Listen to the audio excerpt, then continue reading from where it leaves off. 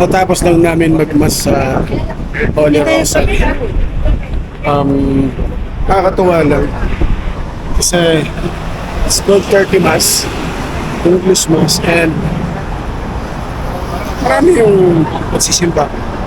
Puno yung simbahan galing sa iba't ibang lugar, definitely. And iba't ibang lahi. May puti, may itim, may kayumangge. Nakakatuwa lang. Marami pa rin naniniwala at nagtitiwala sa Diyos.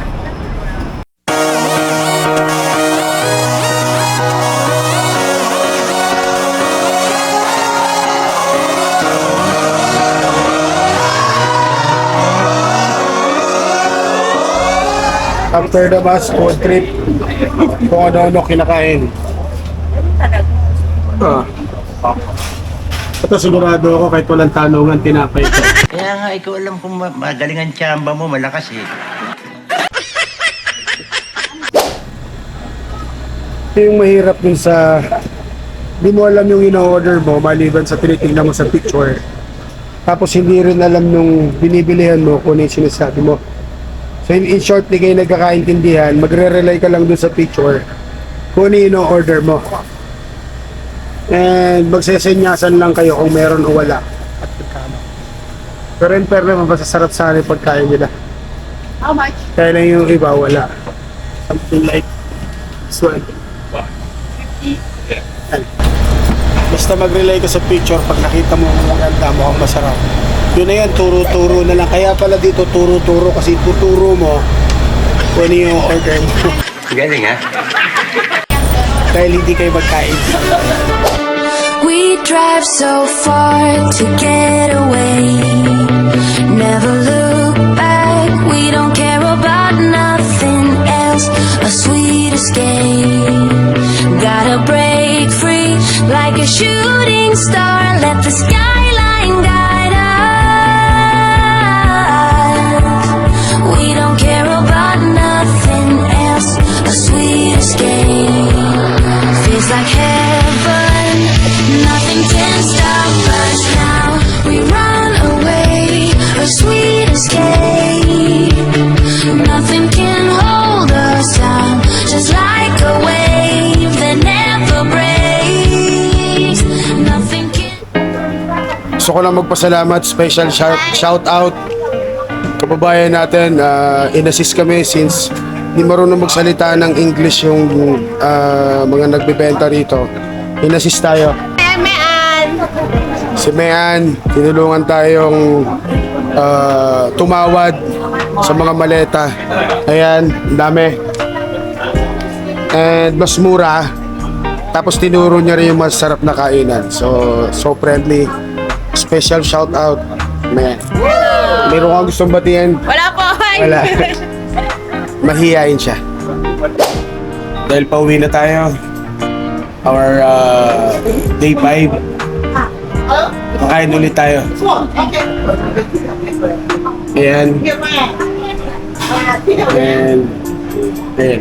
So beef tendon and yung isa beef brisket. Lagyan natin kanin kasi mahaba na naman pang maghapon na to. Marami tayong ubusing lakas. Kain tayo. For the price of 65 and 70.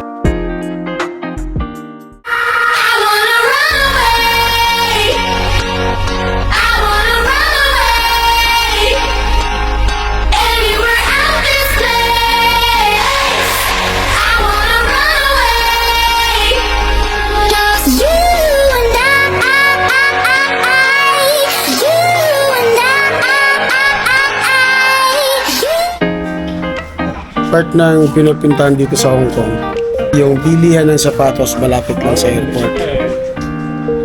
Pag bumili ka ng discounted yung price niya. Ito, like this one. Ito yung D-Rose.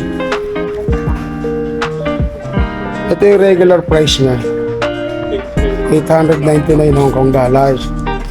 Pag bumili ka ng tatlo, magiging $629 na. Tapos magkakaroon pa ng less na 50%. So, tempting.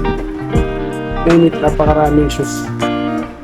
Ang result, hindi malaman kung ano yung pipilian. So, pag pumunta kayo ng Hong Kong, daan kayo rito. Sigurado, mas mura yung mabibili nyo. Ayan. Na-miss lang kami. 5 sapatos. Ingat po kayo. Discounted na. Pag bumili ka ng more than 3, magkakaroon pa ng 50% discount. Magugulat kayo sa halaga ng 5 sapatos. 5. Magugulat kayo sa presyo. Sobrang mura. So nyo malaman, PM nyo ako, message kayo. Day 5, going back home. Pero sa laki ng aeroplano natin ngayon. Tingnan niya. Tadaan!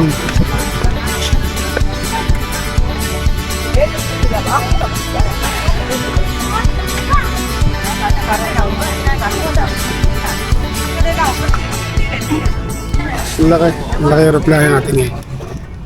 See you in the next vlog. Beautiful.